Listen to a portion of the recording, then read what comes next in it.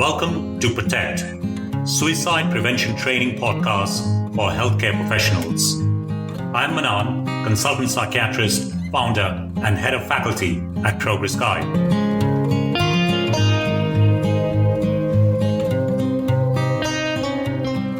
Good day, this is Mahi, your host. We are on to episode 22, and for 2 academic episodes now, we've been promising a case simulation, Jill's story, and we are absolutely determined to do that today, aren't we, Manan? Yes, we are. Do you want to provide a recap of the last episode? Because we did discuss an important phenomenon called splitting. Yes, we did indeed. So remember that splitting is a symptom of borderline personality disorder, also called BPD in short, or emotionally unstable personality disorder. So people with BPD have often undergone significant early life trauma. This makes them insecure at their core. It is very difficult for them to see that the same person may have both good and bad qualities because they find safety in a person who they believe is all good. So this unconsciously forces them to split. People get painted as all good or all bad. And those who are in the good books, when they do something that is not up to the expectations of the person with BPD, they come crashing down from the pedestal. This makes it quite difficult for them to maintain relationships. It also means that when they are into a relationship and someone has been painted as all good, that relationship is incredibly intense. They're all in or all out. So the all or nothing theme plays out all the way through all relationships of theirs. You had also suggested some helpful strategies that families and professionals can use. Do you mind repeating them? Sure, when splitting is at the forefront, it can be quite difficult not to take their words and actions personally. So the words and actions of people with BPD. Remember that the person is not intentionally trying to hurt you. Splitting is something that they're doing unknowingly. This is not manipulation. They're not even aware of it. All that they're trying to do is this is how they manage their internal world, the distress that they're feeling. Think about how you respond to the person who is splitting. Try to remain calm, and if you find this difficult, give yourself an opportunity to cool down by postponing an important conversation. Show the person that you really do care. A person with BPD is likely to be dealing with feelings of abandonment, isolation, and loneliness. Therefore, try to show the person that they are cared for and that they are heard. Set healthy boundaries though, because that helps manage behaviors. Work with the person with BPD to set limits so that they understand the behaviors that you will not stand up for, such as, say, throwing objects or if they are being violent. So while these boundaries may be unintentionally challenged at times and the person with BPD may test it out, make sure that you carry out the predetermined consequence, which may include walking away from the situation. It is also important for you to encourage the person to receive the right treatment and be an advocate of it when they do so. Encourage them to persist with the treatment because treatment does take time. That recap is quite helpful. Do you want to take us through the other criterion for BPD? Okay, so I might do it as I would do it in a clinical setting because there is a lot of stigma attached with the diagnosis of BPD. I actually systematically go through the criterion for BPD and ask patients to reflect on whether they identify with that criterion or not. So essentially, there are 9 criterion and they relate to instability in interpersonal relationships, self-image, affect. Affect is the expression of their mood, marked impulsivity beginning by early adulthood, and it presents in a variety of contexts. So it's a pervasive pattern that cuts across different contexts and settings.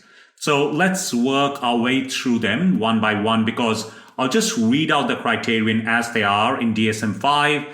We can have a little bit of a discussion or not, as the case may be. Some of the criterion are fairly straightforward. So the first relates directly to splitting. So people with BPD make frantic efforts to avoid real or imagined abandonment. Can you provide an example of this? So as I mentioned in the previous episode regarding splitting, because of what they have gone through, their early childhood, childhood trauma, in their mind, they believe that it's only a matter of time before they are going to be abandoned or someone would let them down, or if they are in a good relationship, it's just too good to be true. So I had talked about how they keep testing out a relationship. And often a situation arises when the other person does get to the point where they do feel fed up, and they might say things back to the person with BPD, which shows a strain in the relationship. In that situation, you might often find either the person with BPD bending over backwards to the extent that they might almost turn themselves into a doormat. They become very vulnerable, get completely walked over by the other person who might end up taking advantage of them. Or they might end up making threats as well if the other person is going to leave them. So they're very worried about people abandoning them. And this plays out in all their relationships that they have. The second one is again related to the first one. So this results in a pattern of unstable and intense interpersonal relationships, which is characterized by alternating between extremes of idealization and devaluation. In the last episode, you mentioned people being on a pedestal and coming crashing down. Is this what you mean by that? Yes. So, today also I mentioned right at the very beginning, because of splitting, someone's all good or someone's all bad. So this thing about idealization and devaluation, you can understand that if someone has been put up on a pedestal, and it's only a matter of time, because we are all human, that if someone does not do something that is up to their expectation, they do come crashing down and they get devalued. So it results in lots of friction in the relationship, and you have a pattern of this unstable and intense interpersonal relationships, right?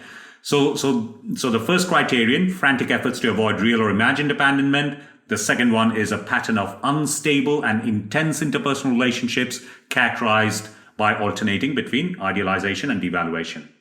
The third one is identity disturbance. So markedly and persistently unstable self-image or sense of self. So is this like an identity crisis? Yes, so they find it very difficult to stay consistent in their life goals. So they don't have a strong sense of who they are, and it can change significantly depending on who they are with and what is going on in their life. So again, you can see that there is a link between the first three. You can see that there is a link between the first three criterion. The fourth one is impulsivity. And that has to be at least in two areas that are potentially self-damaging. So this could be spending lots of money, comfort shopping, sex, other reckless activities like reckless driving, substance abuse, binge eating. So often their histories are quite checkered with lots of impulsive things, and they do things that could be really harmful for them. Then after that, that's criterion 4. Criterion 5 is recurrent suicidal behavior, gestures or threats or self-mutilating behavior. And a lot of this is in relation to all the other things that I've said in terms of friction in the relationship, frantic efforts to avoid real or imagined abandonment. They kind of play out, and there are repeated gestures or threats. And this can be quite dangerous, both in the short term as well as in the longer term, because people take greater and greater risks in order to convey that they are feeling unsafe or that they are feeling invalidated. And often things happen because of an accident rather than by design, and that is a real worry. Remember what we mentioned previously, that the standardized mortality rate of people with borderline personality disorder, severe ones, is the highest. It's 45.1. So this contributes significantly. Recurrent suicidal behaviors, gestures or threats, or self-mutilating behavior. When you say gesture, what shape does it take?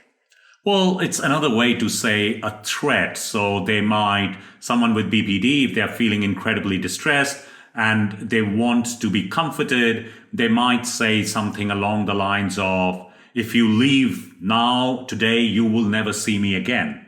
So you can interpret that as a threat, or they might pick up a knife and say, I'm actually going to cut myself because life is not worth living. So they might actually do it, or they may make a threat to do it. But It is an expression of the level of the degree of distress that they are harboring or they are feeling. Okay, yeah. The next one, so we are on to criterion 6, and that's affective instability. So you can see that, unstable, intense interpersonal relationship, that kind of plays out, these ups and downs of life. And what affective instability means is that there is marked reactivity of mood. So the mood fluctuates. It could go from intense episodic dysphoria, feeling absolutely rock bottom. That can change to being quite irritable or quite anxious. It lasts a few hours. They could be feeling fine one moment and then their mood crashes, the mood plummets. So kind of like mood swings? Mood swings, but quite extreme. That's why often people confuse borderline personality disorder with bipolar disorder, because in bipolar disorder also people's moods change. But here, affective instability, this could happen within the hour or within a few hours, whereas in bipolar disorder, when the mood changes, it's more like days to weeks, whereas in affective instability, it's in a matter of hours. But a lot more than mood swings. And then we have chronic feelings of emptiness, which is criterion number 7. They really struggle with that, kind of feeling lonely, feeling empty inside. And you can see how that plays into those feelings of abandonment and rejection as well. Criterion number 8 is inappropriate, intense anger or difficulty controlling anger. So there are frequent displays of temper, constant anger, recurrent physical fights. And that is quite a theme in those relationships as well. And finally, criterion number 9 is transient, stress-related paranoid ideation or severe dissociative symptoms. Just another way of saying that when someone with BPD is stressed, they may experience paranoia or dissociation where they feel disconnected from the reality of the world. A lot of that also goes back to the childhood trauma that they have had. So all in all, there are 9 criterion. So very quickly, frantic efforts to avoid real or imagined abandonment, a pattern of unstable and intense interpersonal relationships characterized by alternating between extremes of idealization and devaluation. Number 3, identity disturbance, markedly and persistently unstable self-image or sense of self. Number 4, impulsivity in at least 2 areas that are potentially self-damaging. We talked about spending, sex, substance abuse, reckless driving, binge eating. Number 5, recurrent suicidal behaviors, gestures or threats, or self-mutilating behavior. Number 6, affective instability due to a marked reactivity of mood. Number 7, chronic feelings of emptiness. Number 8, inappropriate, intense anger or difficulty controlling anger. And number 9, transient stress-related paranoid ideation or severe dissociative symptoms. So all in all, 9 symptoms, and you need 5 of them to actually satisfy the diagnostic criterion. Now, the diagnostic criterion is quite important because often people use throwaway comments like the person has BPD, but just like any other condition, like say depression or panic disorder or schizophrenia, we would use the criterion before we make a diagnosis. It is important that the same rigor is applied in BPD as well. And definitely people should not self-diagnose, because when people listen to the criterion, they only think about the 1 or 2 instances in their life when they have acted in a particular way.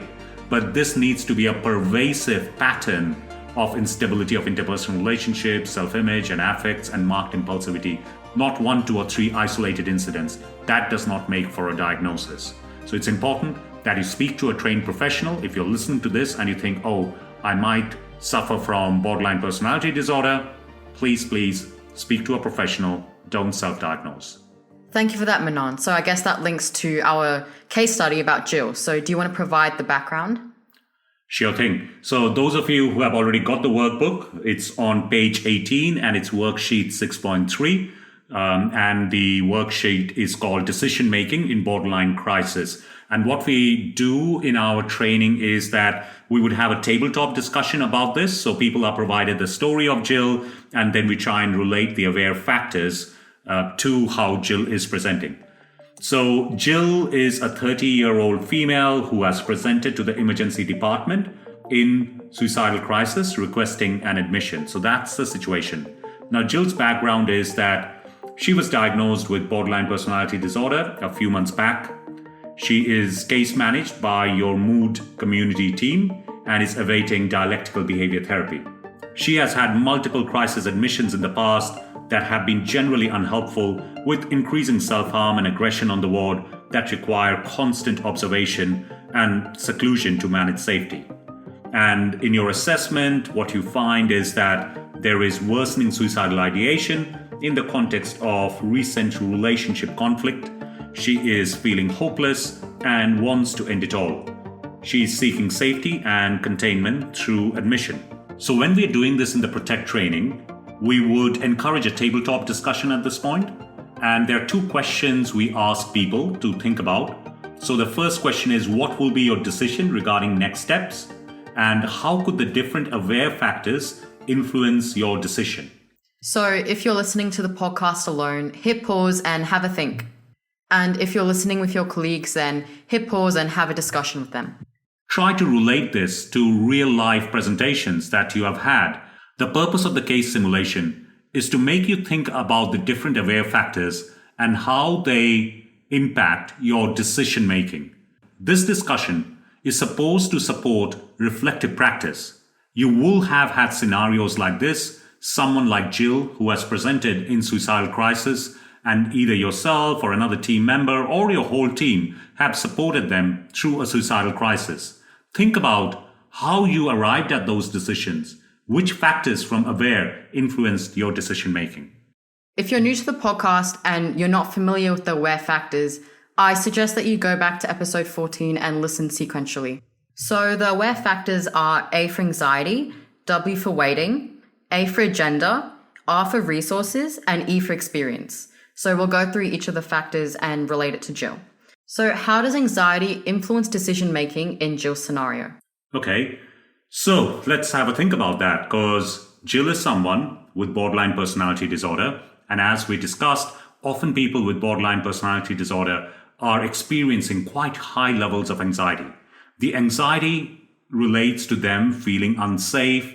Their internal world is in turmoil. There might have been relationship difficulties. And essentially what happens is that they can't deal with the distress and they want someone else to provide them that containment because of how high the distress is.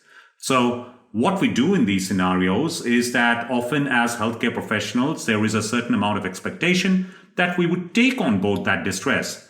We will process it, we will break it down into small little parts, and then we tend to hand it back to the person to say, okay, you can deal with this part, and then you can deal with the next part, and then you can deal with the next part. But what happens in a scenario when someone is in suicidal crisis and they present to the emergency department is that there is considerable anxiety, and they're projecting this anxiety to you by saying that unless they are admitted, they might actually end up self-harming or they might give in to the suicidal urges that they're feeling. The challenge for the assessor is to be aware of what is going on in the person's internal world, but also in their own internal world. In Aware, we talk in a fair bit of detail this idea of rational versus rationalizing. Remember, an assessment has a dual role. Firstly, to establish why the person is presenting in crisis at this point in time. So we are exploring predisposing factors, precipitating factors, perpetuating factors, protective factors, the symptoms of their presentation, what has changed. So we dig and dig and dig. The problem with this part is the more we dig, the more we find, the more anxious we feel.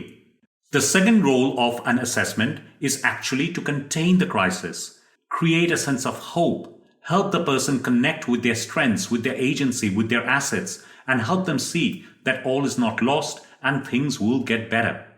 So it is really important for us to be aware of the two different roles. Because Jill will project huge amounts of anxiety onto the assessor, it is very tempting for the assessor to step into what Shia describes as premature crisis resolution.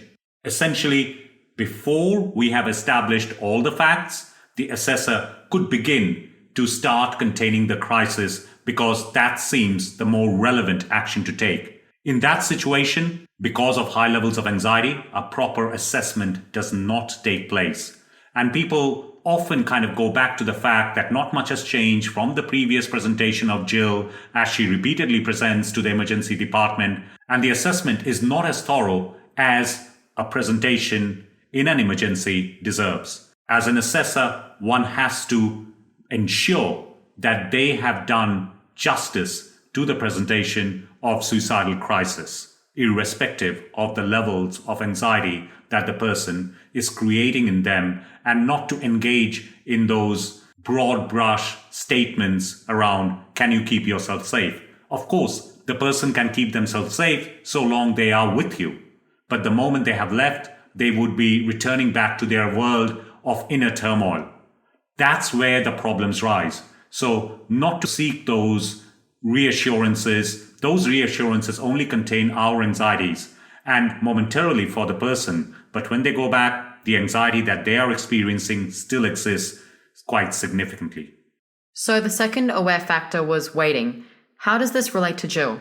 So we have talked about borderline personality disorder, substance abuse, or comorbid conditions not getting the same level of weighting as someone with, say, a biological depression or someone who is in suicidal crisis following a psychotic episode. So assessors would often, due to perhaps the chronicity of presentation or the fact that presentations relating to borderline crisis are due to social factors. So this might be relationship breakdown, financial difficulties, trouble with the police, substance misuse often plays a big part as well. They seem to see it in a light that is different to those who are presenting, as I said, with biological depression.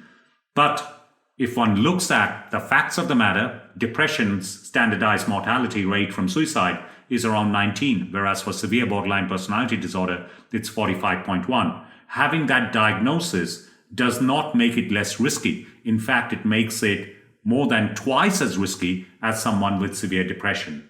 So it is really important that assessors pay attention to a diagnosis of borderline personality disorder, as it adds to the risk, does not detract from it. And repeat presentations, remember, someone who is chronically unwell, they might lose touch with hope. In one of the previous episodes, we have talked about this in a fair bit of detail using the metaphor of myocardial infarction and diabetes, how the response to an acute crisis should be one where, as if someone is having a heart attack or a stroke, you go in, you take control. Whereas someone with chronic suicidality, like in borderline personality disorder, the response to it should be as if someone is suffering from a severe diabetes. The risk is chronically elevated. It's not lower risk. It's actually on the higher side, but the risk keeps fluctuating. And the goal is to help the person understand that suicidal urges can be mastered and things can get better even from there. And then there are the acute on chronic episode, and it's really important to establish how would Jill present like in an acute on chronic episode. Will her self-harming go from, say, once a week or once a fortnight to every day? Will her self-harming go from self-harming on the concealed parts of her body to her face and neck and to the exposed parts of her body? So it's really important to be able to pin down acute on chronic episodes, because often chronic presentations, repeat presentations, somehow their suicidality does not count as much as those who present in an acute crisis. The next factor is A for agenda. So if an assessor believes that Jill is angling for admission, how does this pan out? People with borderline personality disorder, they really struggle with real or imagined abandonment. They can smell abandonment from the end of the corridor. So often the assessor themselves is not aware that they have perceived an agenda, but the person with borderline personality disorder, they perceive that the assessor has perceived that they are angling for an admission, and then it results in a power struggle. Jill would have to prove to the assessor that she is in a real crisis and she needs help. This then results in escalating behavior, escalating threats, and the assessor's position often hardens. They start to view Jill's threats or statements that Jill is making about feeling unsafe or that she might self-harm or she might actually take her life if she's not admitted. They start seeing this as manipulation, and the positions harden, and the crisis actually escalates rather than resolves following a presentation to the emergency department. So in a situation like this, it is really important that the assessor is able to put their cards on the table and are able to have an open and honest conversation with Jill about what they are perceiving, rather than Jill working her way through this. So the assessor should say and ask Jill that, look, I feel that you believe that an admission is the only thing that would keep you safe.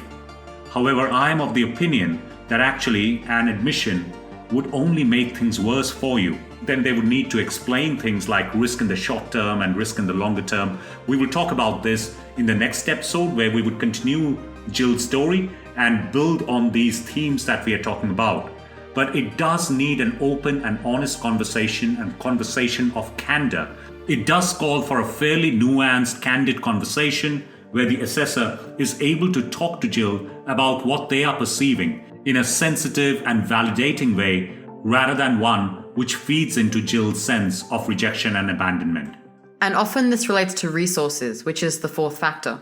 Yes, people with borderline personality disorder have long lengths of stay on wards, because once they get admitted, it may be quite difficult to discharge them. Every time discharge is mentioned, their anxiety goes through the roof because they start feeling unsafe, and a lot of the behavior emerges where they start expressing their distress and start talking about their doubts about managing their safety. So there is a degree of reluctance to admit people with borderline personality disorder. This again feeds into that rejection and abandonment. The reality is that there aren't enough beds to admit the person in front of you. So Jill, although she's expecting an admission, may not get a bed. In this situation, it is really important that the assessor stays in the rational space and not rationalizing. Because if you stay in the rationalizing space, you would begin to justify why an admission is not indicated, rather than think about all the unaddressed risks that are there at this point in time and how could we make it safer. And how does experience, which is the final factor, play out with Jill? Well, the assessor may have had experience of Jill before. And as it says in the scenario, Jill has repeatedly presented to the emergency department, multiple crises, or Jill has had long admissions. Now, those things do play into the decision making. You can also imagine that the assessor would have had experience of other patients with borderline personality disorder, and they can generalize that experience and project it onto Jill, saying, for example, patients with borderline personality disorder should not be admitted. Actually, there may be a very good reason for crisis admissions, which are for a day or two, to help dissipate a situation that has emerged in the community. But sometimes assessors do take a stance which is very unhelpful, based on either their past experience of the same patient or past experience of patients of that diagnostic group, which in this case, it would be borderline personality disorder. All in all, you can see how the different aware factors would play out with Jill. So as I mentioned, Jill creates a large amount of anxiety. This might stop the assessor from exploring in detail why Jill is presenting this time round. They might not provide enough weight to Jill's suicidality because of a diagnosis, because of a chronicity, because of the nature of the crisis in terms of social factors. They might perceive that Jill has a particular agenda, which is to gain an admission, and then their positions harden, which then plays out in Jill's mind and the crisis escalates. Resources are often a factor in terms of long lengths of stay, or sometimes patients with BPD would need constant observation to maintain their safety, and thus there may be a reluctance to admit people. Not to mention that admission is often not indicated, but there is a very nuanced conversation that needs to be had at that point so that the crisis is not invalidated, and past experience of Jill or people very similar to Jill often play into the decision making, which Jill would often struggle with, and Jill's family too would struggle with, because they cannot understand that what else does a person need to be or do for them to gain the support that they need in their moment of crisis. That was a really helpful summary of how the aware factors influence decision-making and the care provision for Jill and people similar to Jill who might present in a borderline crisis. We hope we have given you a lot of food for thought today. How does Jill relate to the different aware factors? What's your response to the anxiety someone like Jill might project onto you? What kind of weighting do you put on Jill's suicidality? The fact that her crisis may be chronic or precipitated by social factors, or her diagnosis, does that matter? How do you manage your own response and emotions when you feel Jill has an agenda, and that agenda is to get admitted? Maybe she feels unsafe, but you see yourself as the protector of the scarce resources of your service.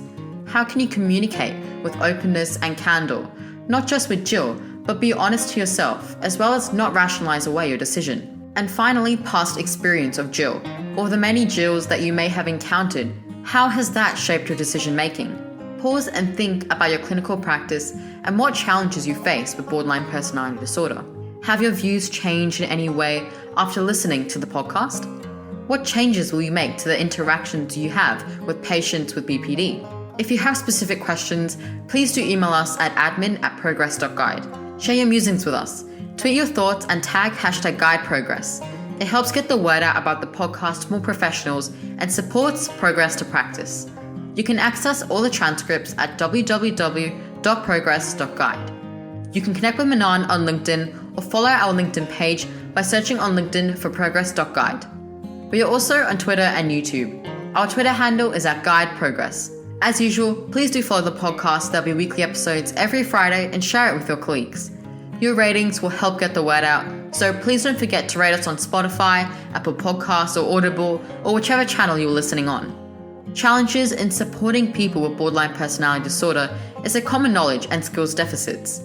Given severe borderline personality disorder has a standardized mortality rate of 45.1, it is a critical area for suicide prevention. Helping healthcare professionals fine-tune their practice in this area is an essential step in creating a workforce that delivers high-quality care for people in suicidal distress. Remember, together we can make a difference. Tune in next Friday and we will build on this discussion further as we continue with Jill's story. Thank you for joining us today and keep spreading the word.